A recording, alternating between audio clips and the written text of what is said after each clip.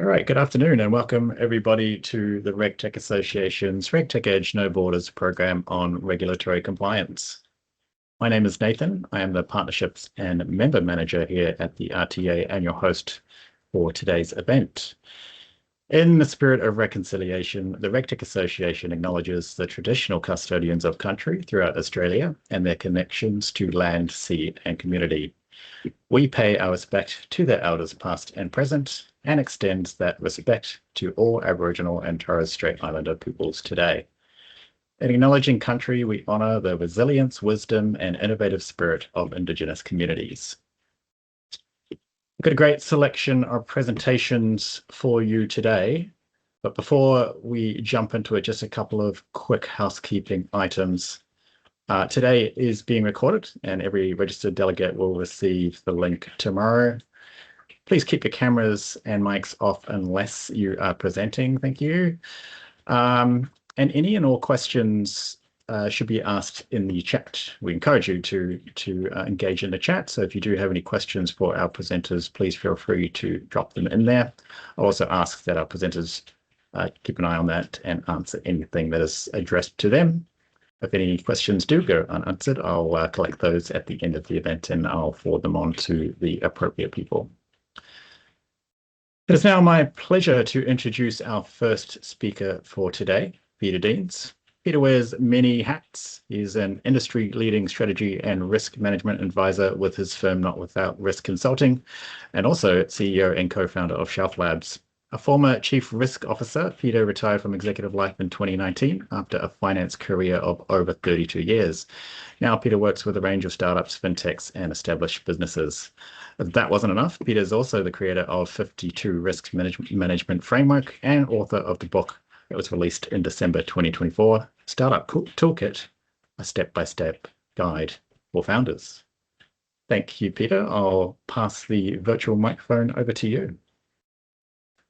Thanks, Nathan, and good afternoon, everyone. Really delighted to be here as usual, and I think as many will know, I've been a long-standing supporter and involved with the RegTech Association. So it's great to be back here in 2026, and also like to thank the association for giving Notwithoutrisk and Shelf Labs the opportunity to do what will be a very short introduction before we get into the RegTech presentations, which I'm sure everyone's interested to hear from. I'll just give a couple of minutes overview of just really setting the landscape for 2026. And whenever I've done these talks, particularly early in a calendar year, I'm always like, wow, lots happened this year already. And I will roll out that phrase again, wow, lots happened already this year, obviously with the events in the Middle East and the ripples all around the world, not just from an energy perspective, but from a markets perspective as well. For those who've heard me talk like this before, I did this about 4 years ago. It was sort of the mega trends driving risk management. I've adapted it this year to focus a little bit more on risk and compliance. And these are really driving forces that are not necessarily all negative forces, but creating the classic risks and opportunities. I will just go through the 5 in the 4 minutes or so I've got left in my allotted time very quickly.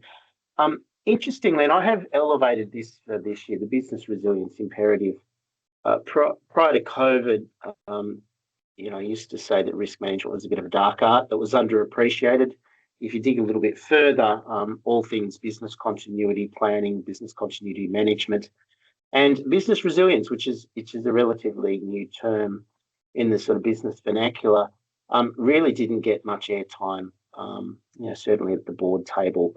And it's interesting, the last couple of years since COVID, and also with, I guess, the rise of technology, disruption events, cybersecurity disruption events, threats and risks, the concept of business resilience has really come to the fore. And obviously, which I cover a little bit later on, I mean, moving businesses to cloud environments, moving large amounts of data to cloud environments, and of course now AI cloud environments. It poses many more challenges from a business continuity, business planning, and business resilience perspective. It's actually very, very commonly thought of now, the regulatory environment for regulated industries in Australia. Obviously, CPS 230, which was implemented last year, has that very, very strong business resilience imperative or business resilience focus. And so I already see lots of businesses springing up in the RegTech space, responding to the market opportunities. The second one, I think AI. I've just come from 2 days in Perth at the Black Swan Summit there. AI dominated the agenda yet again. I think what it's interesting to think of, it's not so much just AI for the sake of it, it's very much AI-enabled change. And one of the sessions this week was very much talking about the importance of understanding the change management implications in businesses and also the cultural impact and cultural drivers within organisations when AI is being adopted. I think this, again, is going to be driving a lot of regulatory change. It'll be driving a lot of the way that businesses need to manage their risks going forward. The third one, this one was from the list of the mega trends 4 years ago. I think the threats to businesses, the level of threats is unchanged. It's possibly higher, and the cyber industry is obviously working very hard in this arms race to make sure that they respond to the threats. Again, I think a lot of the regulatory response and business responses to these threats obviously has a very, very strong regulatory sort of envelope that needs to be considered as well. The fourth one, again, I think this is really driving a lot of what we see in the innovation space with startups and obviously RegTechs, is the ability of businesses to access customers in other markets, to operate, literally without a physical footprint, is much, much greater. I think the ability of businesses to start up very quickly is also something which is really changing the RegTech landscape. And again, I know it's a bit cliched, but some of the AI tools, a few smart people in a weekend can start up any sort of business, including the RegTech business. And likewise, across many, many different industries and businesses, the advances in technology and the interconnectedness is creating both risks and opportunities. I think from a RegTech perspective, obviously things like KYC, the ability to trade on blockchain type platforms, arguably bypassing a lot of the checks and balances, it also poses some questions and challenges for businesses. And then the fifth one, which again this one has been rolled forward as well. I think this is fundamentally unchanged, is that stakeholders continue to demand greater trust, transparency, and accountability in most of the developed markets. I think obviously the US is sort of backtracking a little bit on some of the requirements around trust, accountability, and transparency, but I think fundamentally the more advanced and developed markets, they are continuing to demand that, and the consumers themselves fundamentally want to know that their data and their assets are being protected in whatever engagement they may have with be it RegTech businesses, startup businesses, financial services, or other businesses. So that's sort of, for me, that's the five forces I see driving risk and compliance in 2026. And I'd love to come back next year and see if we have a change in the list. With that, Nathan, thank you once again. I'll hand back to you and look forward to hearing the presentations. Thank you, Peter. We're going to go straight into those RegTech presentations. Just a reminder to our presenters that you have 5 minutes, and when there are 30 seconds left, I'll just turn my camera on as a reminder to you that it's time to wrap it up. First up, we have Karen from BCyber. Karen, over to you. Thank you. Welcome, everyone. My name's Karen. I'm the co-founder of BCyber. We work with SMEs to identify and then mitigate their cyber risks. And look, after countless DDs, over 800 individual corporate assessments, and a combined 50 plus years in GRC, we have found the cyber pain points. We're moving from an era of fragmentation, once and done static spreadsheets, to something which is more than just trusting that it's done. Our ecosystem bridges the gap between fragmented tools and the human element by providing AI-driven evidence that satisfies boards, insurers, and regulators. Next. So let's have a reality check, shall we? Regulators like ASIC are no longer just accepting promises. They're demanding evidence-based validation. And we can see this with the recent cases. It started with RI, 9 incidents over 6 years, and all they got were court costs awarded to them. Now we've got clinical labs, a $5.8 million fine. We've got FIG more recently with a $2.5 million fine, costs of 500 grand, and another 1.5 and counting in fix-ups. And we have Fortnum. Your directors and balance sheets are on the lines. You need a tamper-proof, immutable audit trail that provides proof and not promises. Next. So let's be clear, cyber risk is no longer an IT problem. It's a whole of business risk. If your strategy is departmentalized, you've got governance failure. And we're moving from static annual snapshots to continuous AI monitoring and transformation. We also are moving from standard generic training into tailored behavioral science so that your staff can turn into a human firewall and not a human vulnerability. Next. So in today's landscape, a checklist approach to cybersecurity is no longer enough. We provide a unified ecosystem which bridges the gap, as I said, between fragmented tools and real-world evidence based on our GRACE pillars. Governance, we align your cyber policies directly with board-level initiatives and objectives, ensuring that it's not just a tech issue. And remember, policies, there are 2 types. One is the HR thou shalt, and the other one is the tech policy configuration. We handle both. Compliance, say goodbye to spreadsheet fatigue. We have automated mapping across 15 global frameworks, NIST, ISO 27001, and our lovely ASD Essential 8, and a number of others. Assurance, we provide proof and not promises. Our systems generate blockchain-backed tamper-proof audit trails. Stakeholders, insurers, regulators are given confidence that your information is true. Resilience, we continuously monitor and provide adaptive playbooks. So we automate your incident response so that it matches the threat landscape. Once and done, once again, no longer valid. And education, you can't expect generic, boring education to work. We use behavioral science to transform your staff into your human firewall. Next. So the cyber risk management is usually a series of disconnected silos. You've got spreadsheets by the dozen, if not more. And because it's managed between spreadsheets, you'll find that people can change them, people can delete them, they don't talk to each other, and they will vary from department to department. And accidents happen. Static checklists and annual snapshots, once they're printed, they're pretty much out of date. So we offer a tailored, interconnected ecosystem where every action feeds back into a strategic core.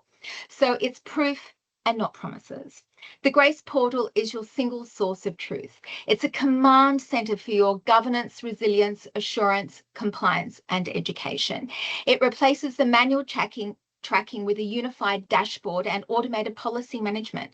So that ensures that everyone, regardless of their department, is doing the same thing. The old all boats rise on the same tide. Then we have Paradigm. That's an AI native GRC platform, automatically mapping across 15 global frameworks. As I said, NIST, Essential 8, the usual suspects, but it provides blockchain verified proof of security. So your compliance is a competitive advantage now. The Profiler, this uses behavioral science with 22 security archetypes to identify human vulnerabilities. Does Karen in accounts is she likely to press on every single link that comes through? If so, what are we going to do to make sure she doesn't, or that she is managed? You need to manage your risk. Is it via education or is it via access? You make the call there. The triage system, what that does is the first step when things go a bit pear-shaped. It's reflective of your IRP, your insurance policies, and obviously your director's requirements. Now, the thing to remember here is that when you go down, because it is air-gapped, we're still around, okay? So that's all very well and good, but the really nice thing is everything is blockchained at the end. I can see my little 30-second thing coming up here, so I will leave it at that. One of the things that we're very keen on doing is to getting you to make some really good decisions. Next. Your options are very simple. Do nothing and accept that you've got unknown risks and hope is your strategy, or do something. Next, work with BCyber to improve your cyber resilience. Have evidence-based unified cyber ecosystem. It's not optional. It's your new compliance norm. Thank you. Thanks, Karen. Thank you. Next up, we have Jacob. Can you hear me? I'm not sure if my mic's working. Yes, it is. Okay, it says it's disabled. Hi, my name's Jacob, and I'm the Pacific Content Manager for the LexisNexis Regulatory Compliance Solution. We're just going to spend a few minutes running through what we do, how it all works. So we'll just jump straight into the first slide if we can. Amazing. So almost a decade ago, LexisNexis Regulatory Compliance was founded to solve a problem that every regulated organization recognizes. So regulation is complex, it's fragmented, and it never stops changing. Today, regulation is accelerating and converging globally. And last year alone, as you can see, in Australia, we saw over 5,000 legislative changes cut across every major industry. So the challenge is no longer keeping up. It's assessing impact at speed, prioritizing what matters, and giving the right people the right information at the right time. That's the challenge we set out to solve originally, and that's the challenge we continue to solve today. Now we'll jump to the next slide. As you can see, without a dedicated compliance solution, often organizations end up relying on a patchwork of inputs from emails to webinars, industry updates, legal alerts, spreadsheets, and manual reviews. Individually, of course, those sources do have a place and they do have value, but often and collectively, they do tend to create noise, cost, duplication, and risk. Next. So that's where LexisNexis Regulatory Compliance Platform is designed to change that. At its core is expertly authored compliance registers, bringing obligations into one consistent, dynamic, and auditable framework. The goal and the result, obviously, clarity, confidence, and control at scale. Next. When we originally started this 10 years ago, we aimed to fundamentally shift how compliance registers worked, moving from static repositories to dynamic, intelligent tools. We developed content that was split broadly into industry checklists, plain business language, practical guidance, addressing each individual regulatory requirement from core areas such as tax and privacy to bespoke financial services content and everything in between, coupled with remedial actions and detailed consequences of failure to comply to enable meaningful prioritization of resources. Nowadays, though, and in 2026, we've taken that far, far further. Following the recent launch of our Reg Compliance Plus platform and the addition of Protégé, today our content is more interactive than ever, with more capacity to assign and filter through databases than ever before, and the Protégé AI supporting plain language questions within the LexisNexis ecosystem. Next. Advanced tagging obviously allows the team to filter by jurisdiction, risk, and status. Advanced meta tagging provides the ability to search through broad databases instantly and assign tasks to key stakeholders, provide meaningful oversight for decision makers, and granular, detailed, practical guidance to those actually implementing the day-to-day requirements. And the obligations dashboard provides an immediate visual snapshot of compliance posture, cutting through the complexity, really with the goal to make sure that we're moving from reactive compliance to proactive risk management. Next. Our solution, however, extends beyond obligation registers into regulatory alerts and risk monitoring. So this is our kind of horizon scanning piece, and that's spark to implement necessary change. We monitor thousands of instruments and guidelines, legislation, and other industry best practices globally. We inform our customers as soon as there is a proposed change that impacts them. From our horizon scanning alerts that notify you of proposed legislation and potential changes, to our action required alerts telling you when you actually need to make changes. Next. One of the most significant changes, though, is the way that our customers are interacting with our content, is with the introduction of Protégé, the AI assistant embedded within the platform. So Protégé pulls from the entirety of our content globally, remains within the LexisNexis ecosystem, which means that a user can ask plain language compliance questions, receive clear contextual answers grounded in trusted, legally reviewed content. It means that instead of reading every single update, Protégé can summarize what's changed, why it matters, and where to focus. Because it operates with it inside the platform, Insight is always linked back to obligations and verified legally robust obligation sets. Next. So to wrap up, it is worth mentioning the journey that our customers go on when they join us. So implementation of our process and workflows isn't a moment in time, it's a journey. So we come from the whole from identifying coverage and gaps to embedding compliance across the organization, to verification, optimization, and corrective action. So customers are supported at every single stage. We have ongoing relationship managers who make sure that our content continually reflects the needs, the growing changes of our customers. And the outcome is a living compliance framework, transparent, supported, and built for continuous improvement.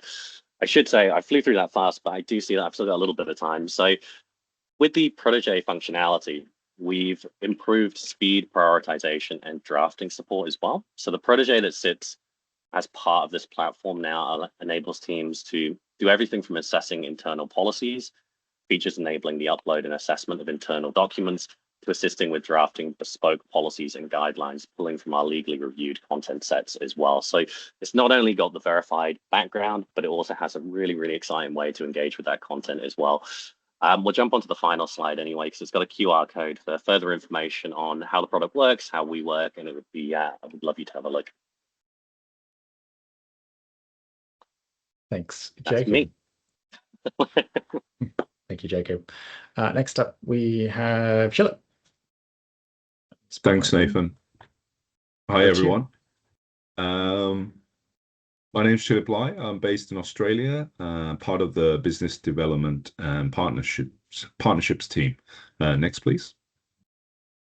And just a little bit about Leap Expert. We were originally founded in Hong Kong in Asia Pacific, but over the last few years, with our growth, we have moved our headquarters to New York and opened many more offices, including London, Singapore, Vietnam, and our latest office, which is Bulgaria.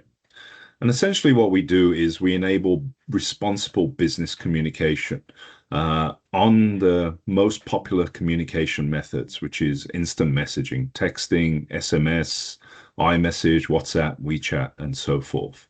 And a key to that is our partnerships. So we integrate and partner with some of the leading mobile network operators, technology and enterprise communication tools out there. Next, please. So where we see is the evolution of communication. So messaging has overtaken email. There are far more billions of messages being sent every day across SMS, texting, and all the different messaging apps. And that includes Microsoft Teams and Slack, which is typically used by enterprises. And the challenge with that is they typically are unmonitored. So if you see the regulatory requirements, particularly around financial services, ASIC has really specified that the use of such unmonitored channels and encrypted channels for any type of business communication increases the risk significantly of any misconduct. So what is an employee to do? So typically this off-channel communication has led to not just sanctions and fines, but employees looking at workaround solutions where it's their private or personal phones or personal messaging accounts to really manage their productivity and their client experience. Next, please. So Leap Expert here manages all the employee communications across all the different messaging apps. So on the left-hand side, you can see a corporate-owned device, which enables native use of messaging apps such as WhatsApp, iMessage, and SMS. We also have the ability to integrate with enterprise applications such as Microsoft Teams, which is the most popular business communication tool with over 300 million active users globally. And through our platform, leveraging the same enterprise controls you'll expect out of any technology, you have the governance and the workflows and the integrations to communicate with your clients in a compliant manner. So clients can use their preferred method of communication instead of being forced to email or Teams or Zoom or proprietary app provided by the service provider. The client can choose how to communicate with their bank, with their financial services. Next, please. So one great example of this is one of the top Swiss headquartered wealth managers. So they have thousands of corporate phones. Now, they use Microsoft Teams, but they wanted to improve that user experience. They were noticing, obviously, their employees were using not just Teams and their corporate phone to communicate with clients. Clients demand that experience, that responsiveness from their wealth manager.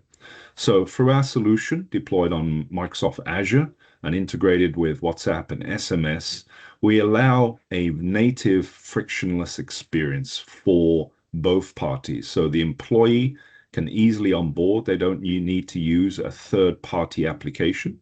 They use their mobile phone. They use the Microsoft Teams, which is already natively integrated with WhatsApp and SMS. And everyone can have that compliant experience without having to use any other third-party tools. Next, please. Now, beyond that, now that you have a secure enterprise communication across messaging apps, our customers are asking for more. What different workflows and processes can we automate? And how can we integrate with the agentic AI workflows and tools that are available? So Leap Expert is building the ability and capabilities to easily build your own workflows within our platform, which can lead to things like client authentication, requests for documents for a client refresh or due diligence, as well as retentions or renewals. Next, please. And finally, really the communication data intelligence. So there's thousands of messages going across every month from each employee. Where can you surface the information? Where's the risks in that communication?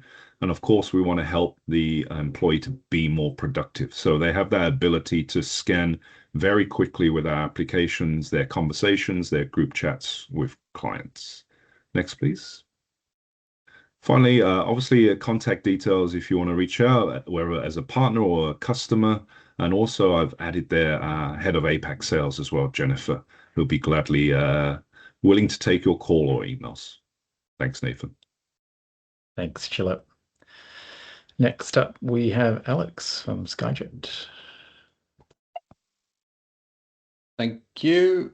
We can go straight into the next slide, please.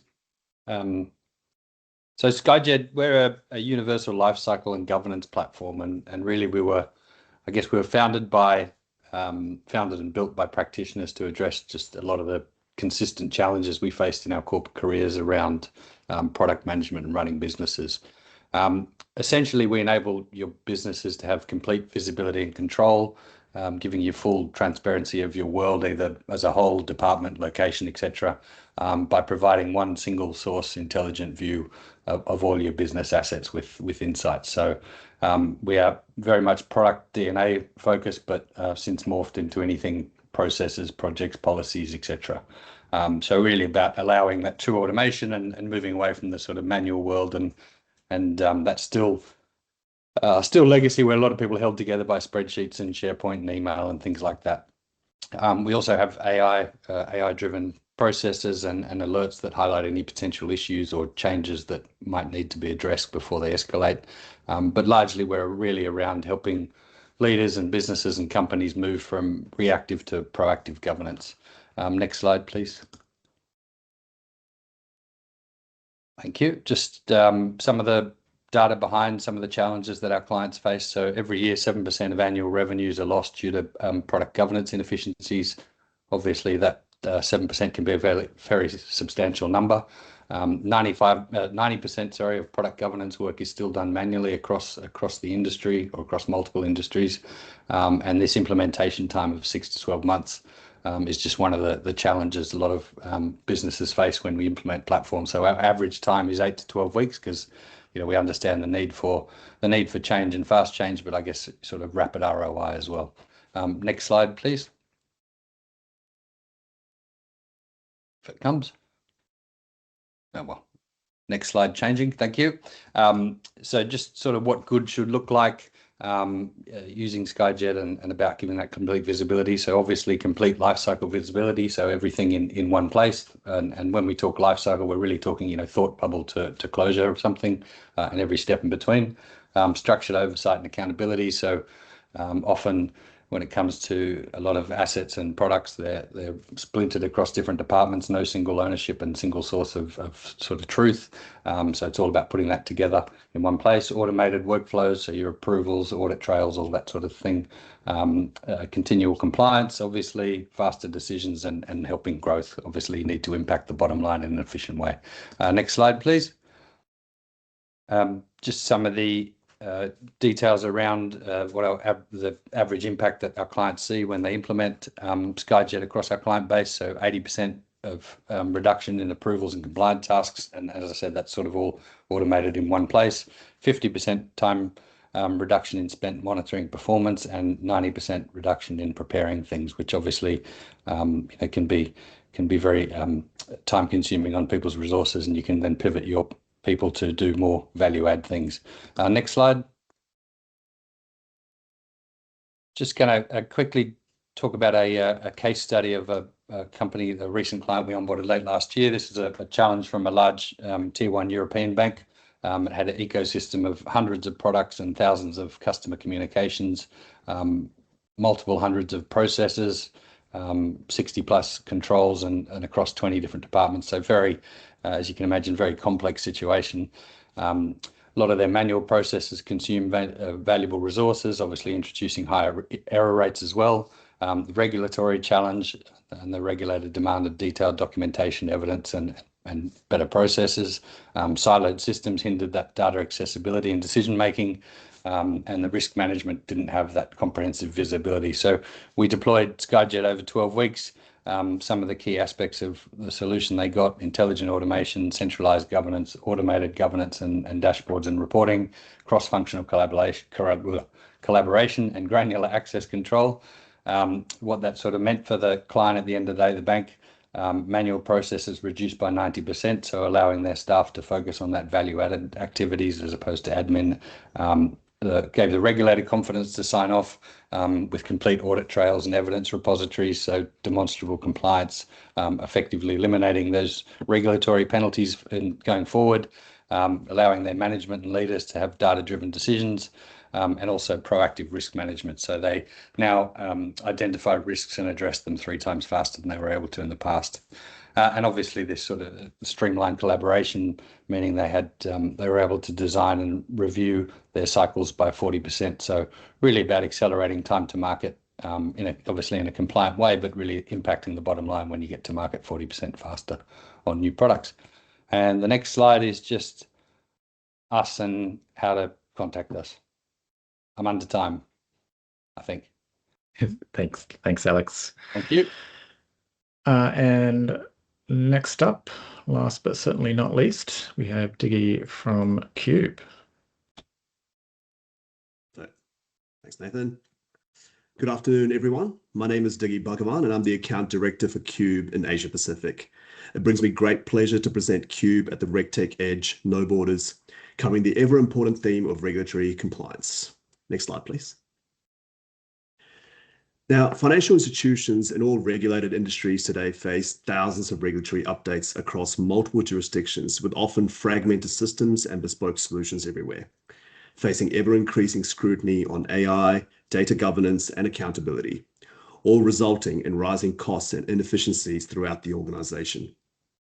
Cube solves this by delivering a single authoritative AI-powered source of regulatory content, covering in excess of 10,000 issuing bodies and over 750 jurisdictions, which include federal, states, and territory. Founded in 2011, our mission is simple but critical: to transform compliance from a reactive manual burden into a proactive, data-driven strategic capability. Cube Reg Platform enables organizations to continuously monitor global regulations, translate rules into obligations, and then map obligations into their controls, all while maintaining a fully auditable compliance framework. Now, this replaces fragmented approaches with a unified, scalable model where we now serve over 1,000 global customers and approximately 40% of the Tier 1 financial institutions globally, which include all the Tier 1 banks in Australia. And we continue to evolve our capabilities. as just over the last year, we've acquired ASIN to enable controls benchmarking, rewrites, and lineage through to obligations, and more recently, Codex AI, as well as Silicon Valley's 4C Risk. They've been critical in bolstering our Gen AI and agentic AI capabilities to really provide that downstream value add to our rich regulatory content by connecting to policies, risks, and processes within your business. Next slide, please. Now, I've probably covered a lot of things in that previous slide, but to bring it back to basics, Qube's core out-of-the-box capability is all about providing organizations with a comprehensive global inventory of all applicable laws, rules, and regulations. Qube's AI engine, supported by over 100 regulatory SMEs who are the experts in the loop, provide ongoing monitoring and alerting of relevant changes to your inventory and a clear lineage traceability between the reg change and the underlying obligations captured in your inventory. The out-of-the-box functionality also comes with incredibly smart AI capabilities that helps you identify suitable obligations in your authority documents and rulebooks, and automated redlining, which provides users with a breadcrumb trail of historical versions of rules for comparison. Next slide, please. Now, in addition to the platform capabilities, Qube also provides premium services that helps organizations across the globe build obligations inventory in a sustainable digitized library that has direct lineage to the source. In fact, the team here based out of Australia is running 3 concurrent programs that spread across multiple jurisdictions to conduct detailed obligations gap analysis at a section citation level, identify and build an obligations register with AI-generated plain English summaries, tag the customer's reference data such as policies, risks, your processes, and controls, and then group the obligations into customers' preferences like risk themes or business units, etc. All while providing the AI-generated obligations summaries at a thematic level, which becomes very useful for board and risk reporting. And all of this is achieved with Qube's AI, automation, and expert SMEs in the loop. For us, it's all about demonstrating embedment and sustainability as we overlay this with continuous monitoring and gap analysis throughout the license term. Next slide, please. And lastly, I wanted to leave you with an exciting bit of development in our recent Silicon Valley RegTech acquisition, which is the 4C Risk. 4C Risk is an AI-powered compliance and risk management platform that helps organizations research regulatory requirements and generate plain English obligations, identify compliance gaps, and manage regulatory changes and accelerate business response through intelligent automation. Essentially, we compress work that used to take days and months into seconds and minutes. Next slide, please. Now, I've probably given you a smorgasbord of capabilities from Qube today that cut across our end-to-end regulatory change and operational risk landscape. So please feel free to reach out anytime, as I'm happy to deep dive on any one of these capabilities that best suit your needs on day one, and will continue to scale with your organization into the future. Thank you for your time. Thank you very much, Diggy. And thank you to all of our presenters today. If you would like to watch any of those presentations again, keep an eye out on your inbox, as tomorrow we will send out the recording along with the slide deck as well. I think somebody asked in the chat. I'm just going to quickly put up a poll on your screen if you wouldn't mind punching in a number for us. This helps us keep track of the quality of our programs. And then just a couple of things to quickly mention before we part ways. Firstly, we're hosting an AI executive breakfast on the 14th of April in Sydney. There are limited tickets available. This is going to cover AI in regulated industries, including the ethics and the privacy around AI, but also how do you get the value out of AI. If you like, tomorrow in the follow-up email, I'll also include a discount code for those of you who have attended today. Secondly, don't forget that our awards are currently open for applications. You have 14 days to get your entries in. These are a chance to be celebrated for all of the great work that you are doing in the RegTech industry. Lastly, I just wanted to share with those who are on the call today that this is actually going to be my last event with the RTA. I'm going to be leaving in a couple of weeks. It has been a real pleasure working with this community. And I hope that our paths can cross again soon. If you do want to keep in touch, feel free to connect with me on LinkedIn. So thank you all for attending our program today. Thank you to our speakers. If you'd like introductions to any of the organizations from today's event, please feel free to reach out to us and we'll put you in touch. That's all. Thanks again. Take care.